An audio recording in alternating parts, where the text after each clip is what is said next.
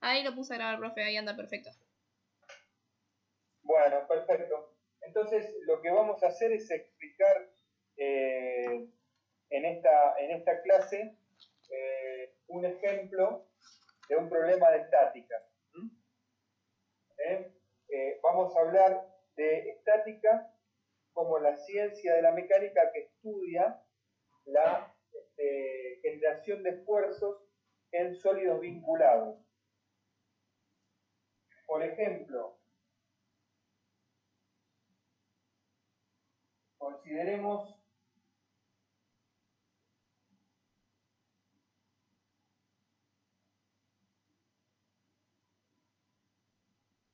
una viga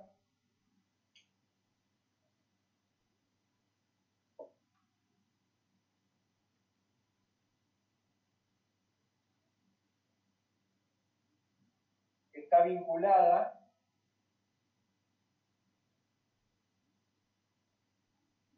a un apoyo fijo y a un apoyo móvil que tiene, por ejemplo, una fuerza de 3 toneladas en un ángulo de 30 grados respecto del horizontal y una fuerza en su extremo derecho de 2 toneladas.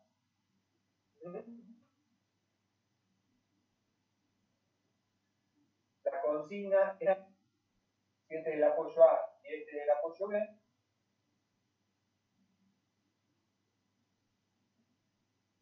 las fuerzas reactivas RA y RB. En todo problema de estática, lo que hay que hacer es realizar un diagrama de cuerpo aislado que consiste, por un lado, en dibujar la estructura, agregar las fuerzas reactivas que son capaces de hacer los vínculos. Yo en el material teórico les expliqué que cualquier apoyo fijo tiene la capacidad de impedir desplazamiento horizontal y vertical, por lo cual genera fuerzas reactivas en esas mismas direcciones. Si impide desplazamiento vertical y desplazamiento horizontal, lo hace en función de la generación de fuerzas reactivas verticales y horizontales que vamos a llamar RAI y RAE. Vamos a indicar la posición de las fuerzas.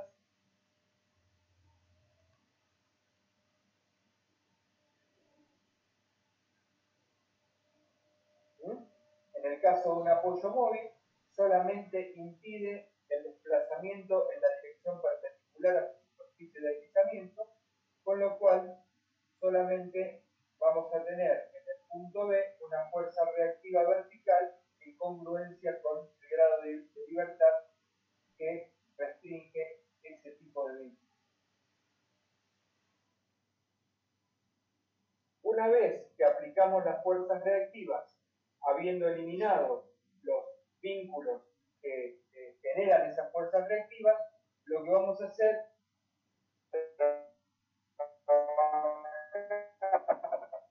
en términos de corte en las componentes a todas las fuerzas oblicuas y colocar en vez de la fuerza oblicua la componente vertical y la horizontal. En el caso de la fuerza de 2 toneladas, por ser vertical, la colocamos tal cual está, y en un cálculo aparte tomamos la fuerza de 3 toneladas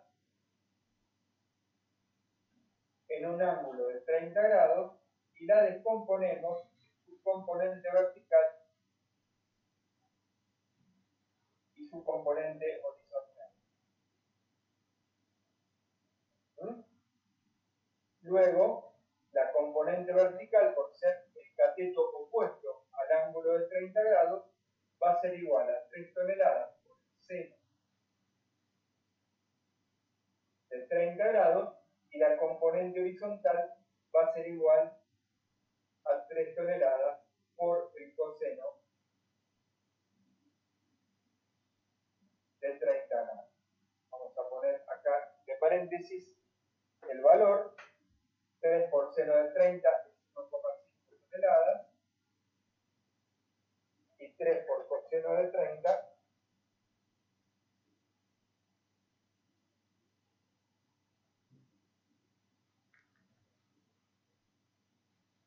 es 2,60 toneladas.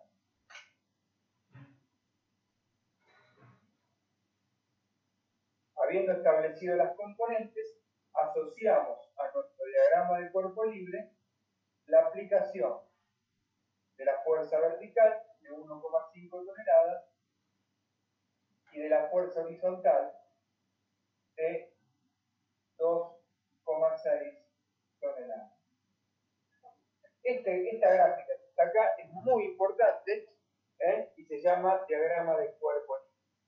Una vez que nosotros tenemos el diagrama de cuerpo libre, vamos a aplicar las ecuaciones del equilibrio. Las recordamos, en el plano son sumatoria de fuerzas en X igual a 0, sumatoria de fuerzas en Y igual a 0, sumatoria de momentos respecto de un punto cualquiera del plano igual a 0. En este caso, y desde la praxis de este tipo de problemas, siempre resulta importante aplicar ecuaciones de equilibrio que vayan, en la que vayan apareciendo las incógnitas de a una por vez. En el caso de la sumatoria de fuerzas en X, dado que la reacción en X es una sola, podría ser un caso, con lo cual, por ejemplo, planteo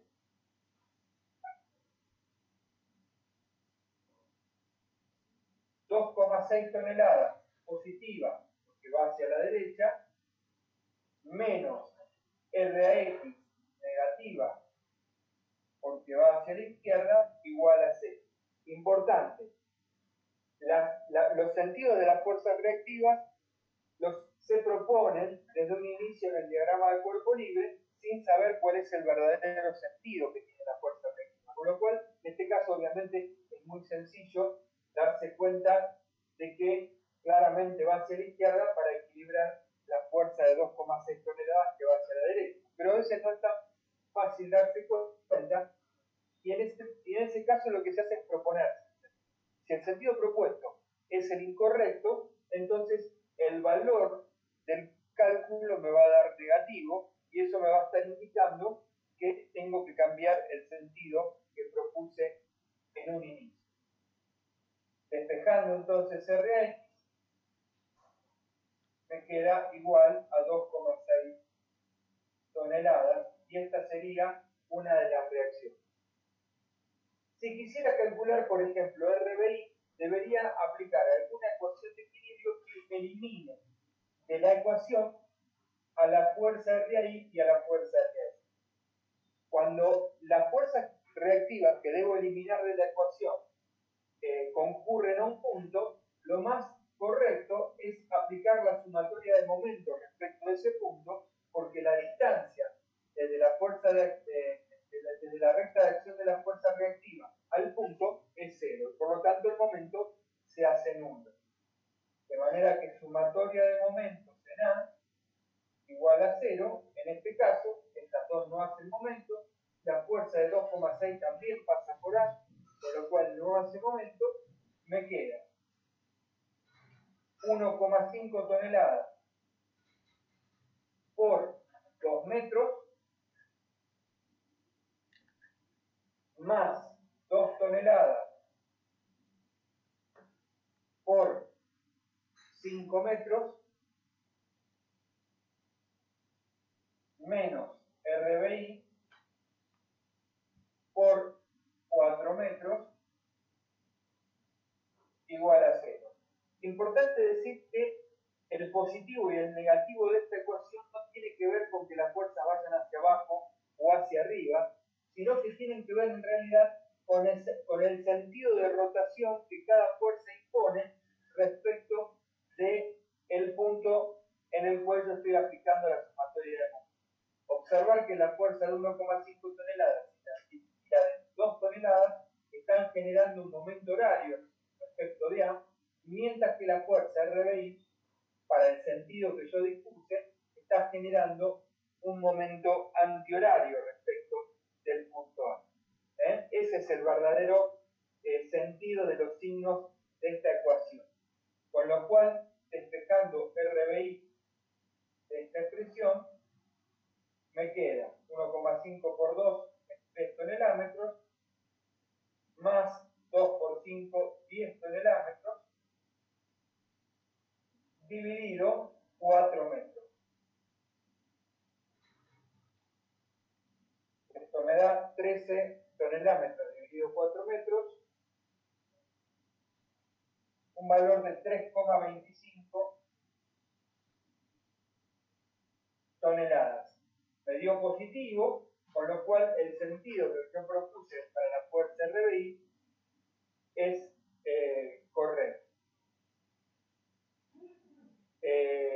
Finalmente, para calcular la incógnita RBI, en este caso yo podría plantear la sumatoria de fuerzas en I, porque ya tengo calculado el valor de RBI, pero de hacerlo, si yo cometí algún error, aunque sea numérico o de signos en la sumatoria de momentos en A, voy a transferir el error al cálculo de RBI. Con lo cual, lo que es ideal hacer es buscar aquel punto en el cual la recta de acción de RBI y la recta de acción de RBI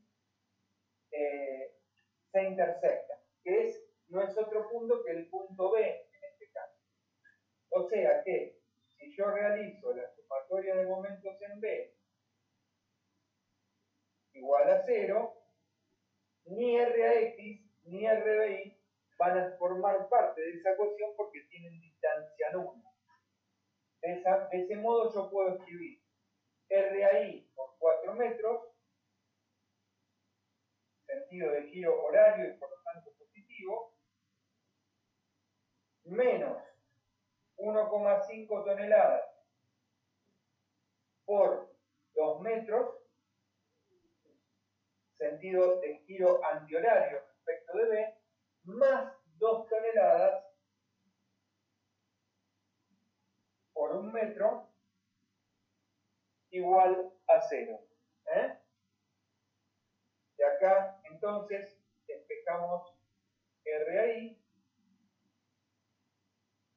que va a ser igual a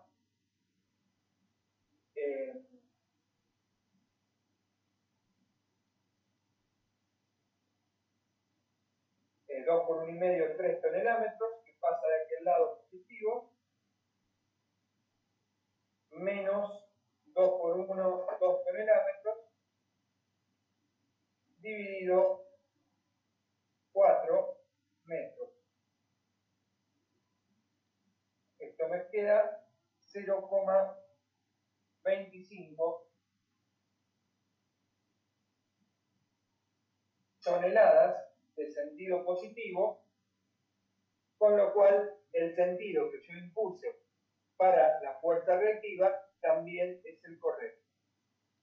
Todavía podría plantear alguna ecuación verificatoria, por ejemplo, ahora sí la sumatoria de fuerzas en I, al solo efecto de verificar si los cálculos que hice son correctos. Voy a considerar las fuerzas que van para arriba positivas, las fuerzas que van para abajo negativas, RI y RBI van para arriba, con lo cual escribo 3,25 toneladas más 0,25 toneladas menos 1,5 toneladas menos 2 toneladas, exactamente es igual a 0, y esto me está indicando que los resultados obtenidos abajo son resultados correctos. A partir de aquí, las ecuaciones, digamos, las incógnitas, fueron calculadas y verificadas por una segunda ecuación de Kirchhoff. De esta manera quedaría completamente resuelto el ejercicio. Existen además de estos ejercicios que son de sistemas de fuerzas en el plano, muchos ejercicios que son de sistemas de fuerzas concurrentes. Los sistemas de fuerzas concurrentes tienen autogarantizado la sumatoria de momentos igual a 0, puesto que todas las fuerzas del sistema concurren al mismo punto, lo cual ninguna fuerza tiene distancia respecto del punto de encuentro de todas las rectas de acción. En ese caso, debemos operar con las otras dos ecuaciones de equilibrio, que son la sumatoria de fuerzas en X y la sumatoria de fuerzas en Y. Veamos un ejemplo.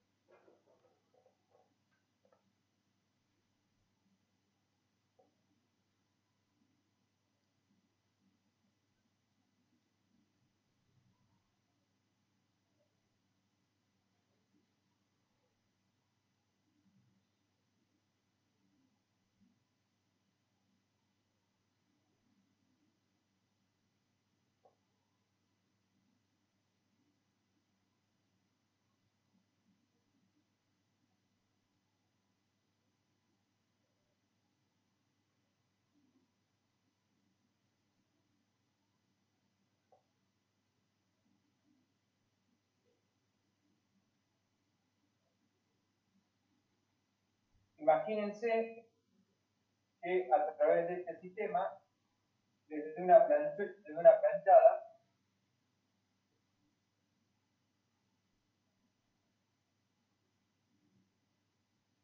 un personal genera una fuerza sobre esta cuerda,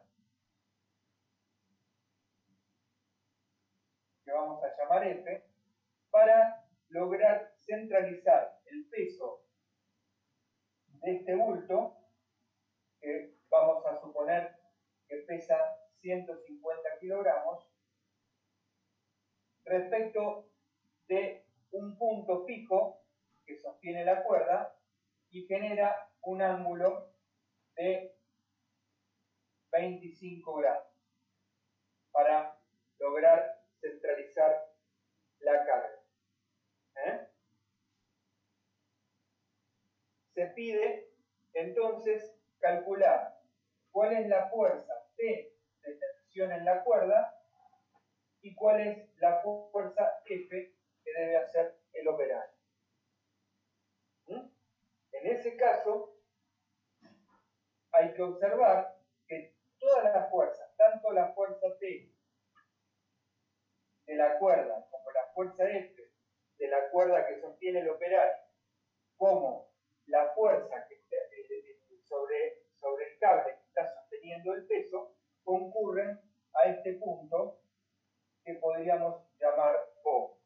En ese caso, en este tipo de casos, estamos en presencia de un sistema de fuerzas concurrentes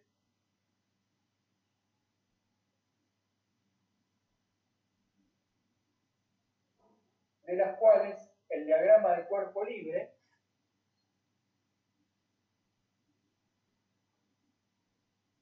es este, siendo este un ángulo de 25 grados.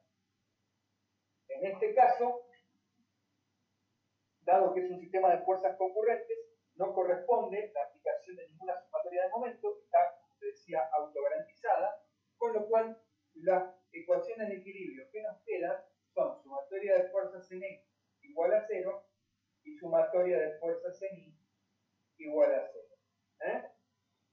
El problema va a tener solución única siempre y cuando las fuerzas no sean más, las fuerzas incógnitas no sean más de 2. Porque tenemos dos ecuaciones. Planteemos entonces la ecuación. Si yo realizo la sumatoria de fuerzas en X igual a 0, voy a tener que F menos, había dicho que las fuerzas inclinadas hay que descomponerlas en su componente vertical y en su componente horizontal. Como el ángulo de 25 grados es el ángulo que forma con la vertical, entonces Entonces, la componente vertical va a ser igual a t por el coseno de 25, dado que la componente vertical resulta el cateto adyacente al ángulo de 25 grados, y la componente en x, que va a resultar el cateto opuesto al ángulo de 25 grados, va a ser igual a t por el seno de 25 grados. Obtenidas entonces las expresiones para la componente vertical y la componente horizontal, vuelvo a mi ecuación de sumatoria de fuerzas en x y digo, fuerza F positiva porque va hacia la derecha, menos t por el seno de 25 porque va hacia la izquierda, igual a 0. Si aplico sumatoria de fuerzas en x, voy a tener que t por el coseno de 25 grados positivo porque va hacia arriba, menos 150 kilogramos negativo porque va hacia abajo, igual a 0. Este es nuestro sistema de ecuaciones, de dos ecuaciones con claramente dos incógnitas que son t y f. En este caso podemos, de la segunda expresión, despejar directamente el valor de t, que va a ser igual a 150 kilogramos dividido el coseno de 25 gramos. Hago la cuenta.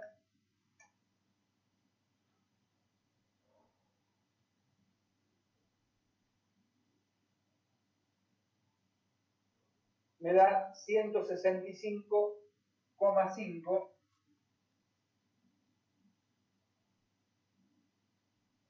kilogramos es la tensión en la cuerda inclinada. Reemplazando el valor de t en la ecuación de arriba, puedo despejar f, que claramente va a ser t por el seno de 25 grados, que va a ser igual a 165,5 por el seno de 25 grados,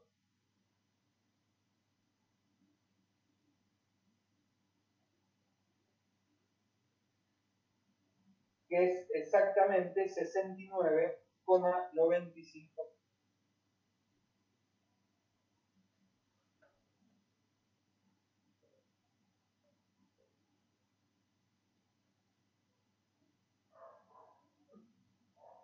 Y con eso queda el problema resuelto. Entonces, un caso sencillo en el cual se aplica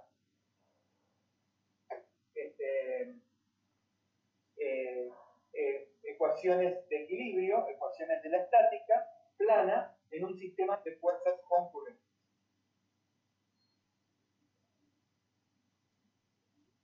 Vamos a hacer otro problema.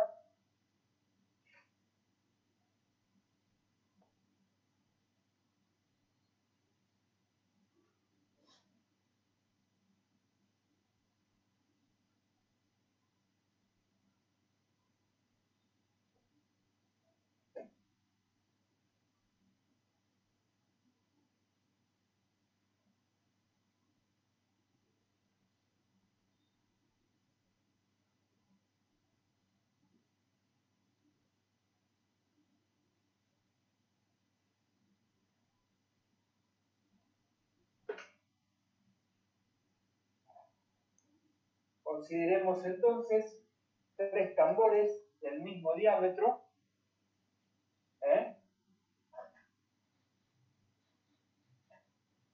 Vamos a suponer 60 centímetros. Los dos de abajo unidos con un tensor. Para mantener estos dos tambores juntos y permitir la estiba del tercero. Lo que se pide es calcular fuerza de contacto N1 entre el tambor superior y los tambores inferiores. Fuerza de contacto N2 entre el suelo y los tambores que se encuentran apoyados sobre él, y esfuerzo T. Cada tambor tiene una masa de 200 kilogramos, masa del tambor, los tres iguales. En este caso, debemos empezar generando el diagrama de cuerpo libre del tambor superior. Cuando yo dibujo el tambor, voy a poner por un lado el peso W del tambor y por otro lado las fuerzas de contacto, que por una característica de las superficies cilíndricas, las fuerzas de contacto siempre se producen orientadas hacia el centro de la circunferencia. Con lo cual vamos a tener una fuerza N1 y esta la vamos a llamar N1', asumiendo en principio de que tienen distintos puntos. Los ángulos, dado que la distancia entre este punto y este punto es 2 veces el radio, la distancia entre este punto y este punto es 2 veces el radio, y la distancia entre este punto y este punto es 2 veces el radio, hay que observar que en los centros de los tres tambores se genera un triángulo isósceles, un triángulo equilátero, de modo que los ángulos interiores son de 60 grados. De tal manera de que el ángulo de N1 y de N1' son de 60 grados ambos. Habiendo hecho estas consideraciones geométricas, planteamos las ecuaciones de equilibrio en este sistema y nos queda sumatoria de fuerzas en X igual a 0. Está absolutamente claro que es un sistema de fuerzas concurrentes, todas las fuerzas concurren al centro del tambor, con lo cual podemos escribir N1 por el coseno de 60 grados, que sería la componente en X de N1, menos N1' por el coseno de 60 grados, igual a 0. Coseno de 60 se va con coseno de 60, se simplifica, se saca factor común y se pasa multiplicando a 0, con lo cual se va, con lo cual llego a la conclusión de que N1 es igual a N1'. Es decir, estas dos fuerzas tienen el mismo módulo. No llegué a obtener el valor de N1, pero sí sé que las dos fuerzas deben ser iguales para que se sostenga el equilibrio en X. Planteo la sumatoria de fuerzas en Y igual a 0 y escribo ahora N1 por el seno de 60 más la componente de N1', sabiendo que es igual a N1, escribo directamente N1 por seno de 60 menos el W del tambor igual a 0. Paso el W del tambor del otro lado de la igualdad, saco factor común N1 y despejo y me queda que N1 va a ser igual al peso del tambor dividido 2 por el seno de 60 grados. Esto es igual a 200 kilos, que es la masa del tambor, por 9,8 metros sobre segundo cuadrado, que es la aceleración de la gravedad, dividido 2 por el seno de 60 grados. De esta forma, al trabajar con unidades del sistema internacional, vamos a tener nuestra fuerza N1 explicitada en Newton. 200 por 9,8 dividido 2 dividido el seno de 60 grados, me queda 1131,8 1,61 newton.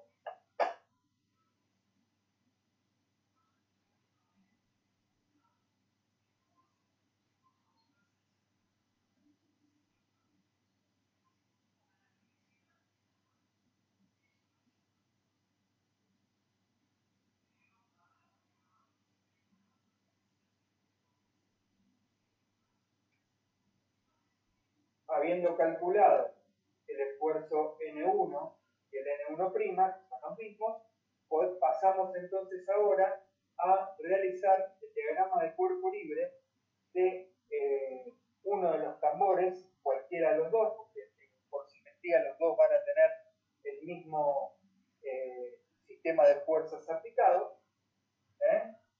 Borro esto, voy a anotarme el dato.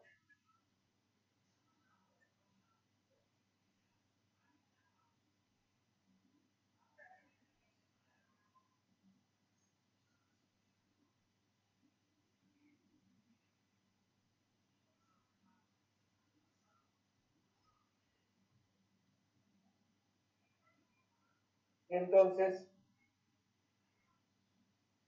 ahora voy a hacer el diagrama del tambor derecho.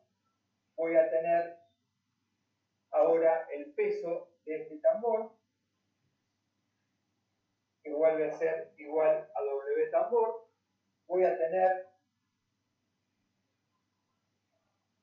el par de acción y reacción de la fuerza N1, de la misma manera que el tambor izquierdo generaba una fuerza N1 sobre el tambor superior genera el mismo esfuerzo con sentido contrario por la tercera ley de Newton. Vamos a tener además la fuerza reactiva del suelo N2 y voy a tener la fuerza T provocada por el tensor que une los dos tambores inferiores. En este caso ya tenemos resuelto el valor del N1, tenemos obviamente el valor del peso del tambor, con los cuales las únicas incógnitas que tiene este sistema de fuerzas es la tensión sobre el cable por el tensor y la fuerza reactiva del suelo. Planteamos entonces nuestras ecuaciones del equilibrio, sumatoria de fuerzas en X igual a 0, me va a quedar T menos N1 por el ángulo de 60 grados es con la horizontal, así que en términos de componente en X tenemos cateto adyacente al ángulo es coseno de 60 igual a 0. Y por otro lado tenemos sumatoria de fuerzas en Y igual a 0 y nos queda N2 positivo porque va hacia arriba menos W de tambor menos N1 por el seno de 60 grados. Esto lo hago igual a 0. Estas son las dos expresiones de equilibrio, con lo cual de la primera puedo despejar directamente el esfuerzo T, que va a ser igual a N1 por el coseno de 60, o sea 1131,61 por el coseno de 60 grados,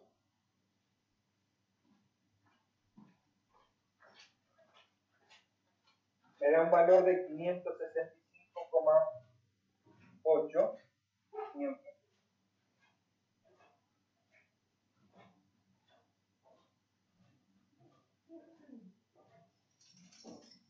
De la sumatoria de fuerzas en Y puedo despejar N2, que va a ser igual a W peso del tambor más N1 por el seno de 60 grados. Esto va a ser igual a 200 kilos por 9,8 metros sobre segundo cuadrado, esto sería el peso del tambor, más 1131,61 newton por el seno de 60 grados. Hago la cuenta.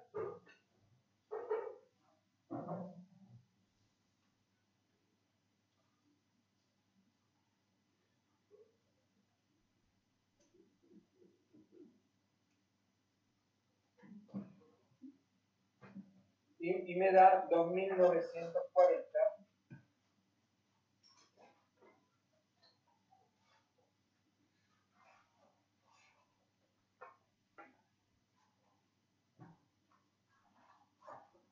newton. Bueno, acá tenemos otro problema resuelto haciendo uso, digamos, de sistemas de ecuaciones, en este caso aplicando sistemas de fuerzas concurrentes. En la valoración de dos sistemas,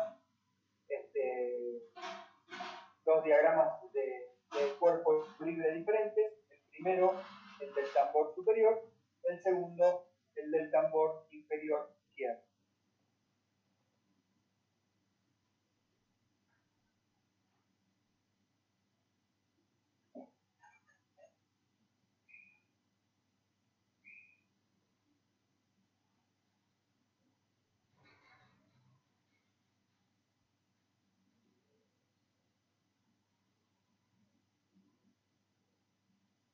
Bueno, resulta sumamente importante, y para terminar esta clase, resulta sumamente importante incorporar, porque en los casos reales tienen mucha aplicación, el tema de las fuerzas de rozamiento.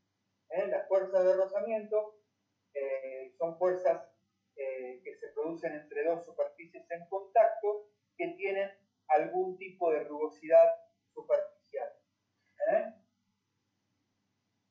La idea es que si uno mira al microscopio, digamos, una superficie, sea del material que sea, rigurosamente no es una superficie perfectamente lisa, sino que tiene crestas y valles, como el caso que acabo de explicar.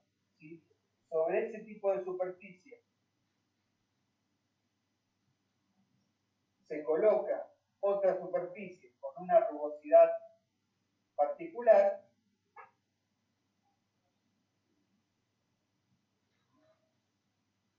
el intento de un desplazamiento de una superficie respecto de la otra generará fuerzas de contacto en distintos puntos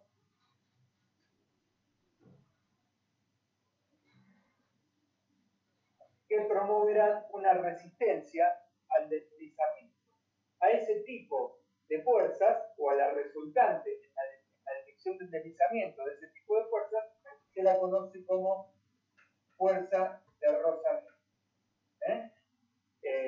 Efectos, digamos, estudios sobre este tipo de conducta entre los materiales han dado cuenta de que una fuerza de rozamiento es proporcional a la fuerza de contacto entre las superficies y puede calcularse como un coeficiente de rozamiento multiplicado por esa fuerza de contacto. Para la determinación del coeficiente de rozamiento se hace un ensayo muy sencillo, que es colocar un plano inclinado con una rugosidad determinada, colocar un bloque de masa m, que obviamente tiene un peso determinado, y establecer cuál es el ángulo alfa para el cual se logra el movimiento inminente del bloque. Si yo estudio el diagrama del cuerpo libre de ese bloque,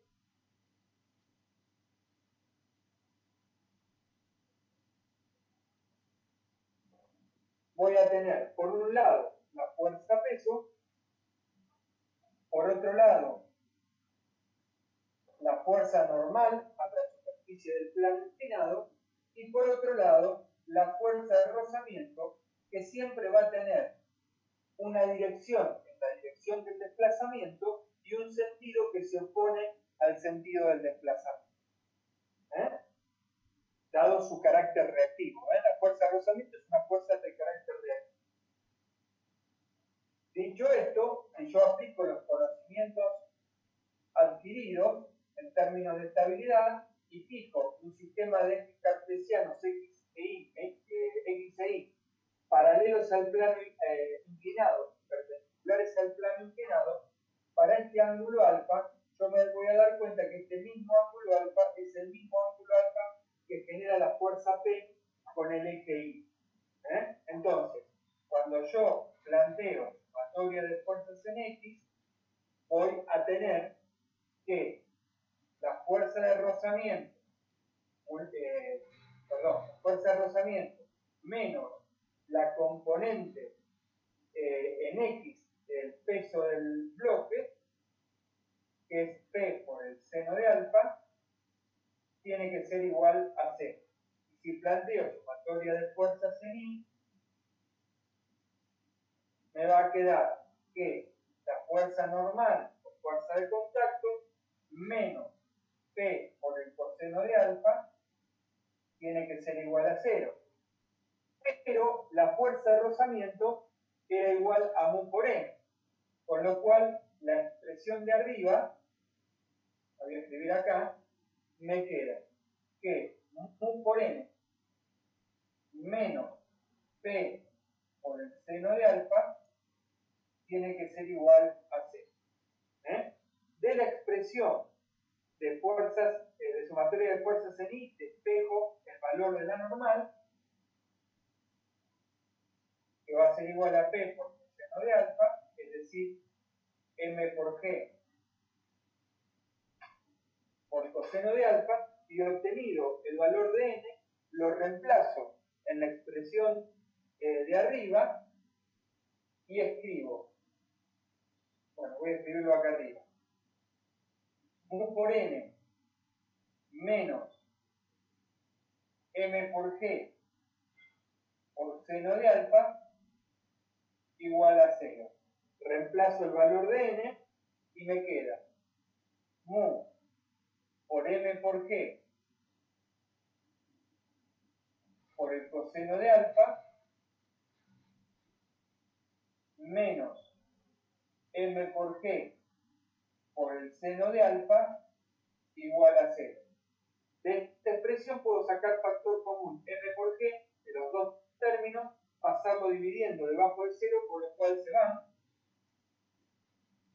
y entonces puedo despejar mu, que va a ser igual a seno de alfa dividido coseno de alfa, que en función de una igualdad trigonométrica, seno sobre coseno es la tangente, o sea, directamente la tangente del ángulo alfa.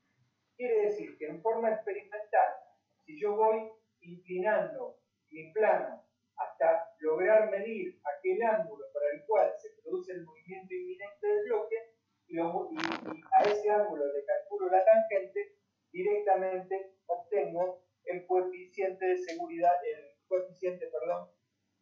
de rozamiento estático entre las superficies en contacto. A ese coeficiente estático